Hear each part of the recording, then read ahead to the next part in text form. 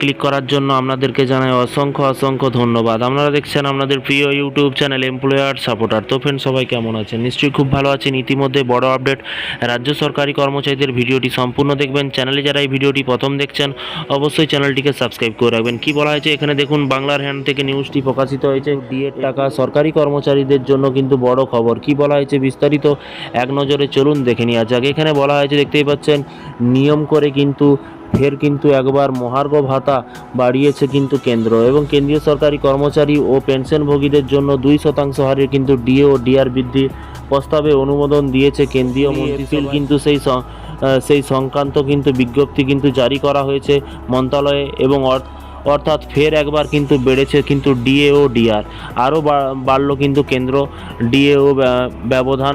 এবং কি বলা হয় যে 2026 সালে 1 জানুয়ারি থেকেই কিন্তু কেন্দ্রীয় সরকারি কর্মচারীদের ডিএ কিন্তু প্রায় 58% থেকে বাড়িয়ে কিন্তু 60% করা হয়েছে। এতদিন সপ্তম পে কমিশনের আওতায় 58% ডিএ পাচ্ছিলেন কেন্দ্রীয় সরকারি কর্মচারীরা, এবার 2% ডিএ বৃদ্ধি করায় 60% পৌঁছে গেল কিন্তু মহার্ঘ ভাতা।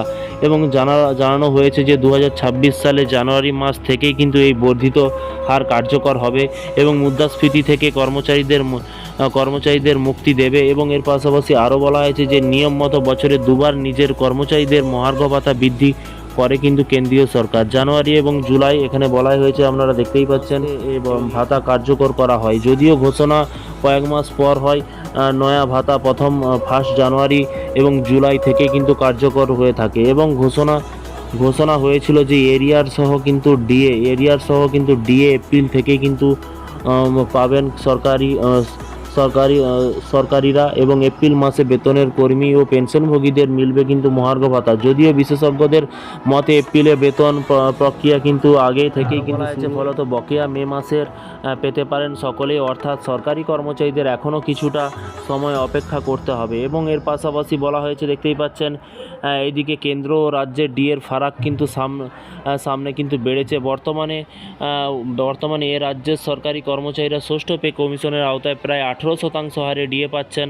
অন্তর্বর্তী ডিএ ঘোষণা করা হলেও কিন্তু সেই সংক্রান্ত বিজ্ঞপ্তি এখনও জারি হয়নি। ফলত কেন্দ্রের সঙ্গে কিন্তু রাজ্যের ডিএর পার্থক্য দাঁড়াচ্ছে কিন্তু প্রায় 42%। তো ফ্রেন্ডস, বিষয়টি বুঝতে পারছেন। এই ছিল আজকে একটি গুরুত্বপূর্ণ আপডেট। এই ধরনের প্রতিদিন সরকারি কর্মচারীদের লেটেস্ট আপডেট পেতে অবশ্যই চ্যানেলটিকে সাবস্ক্রাইব করে রাখুন পরবর্তী নতুন আপডেট পাওয়ার জন্য। ভালো থাকবেন, সুস্থ থাকবেন এবং নিজের খেয়াল রাখবেন। Thank you.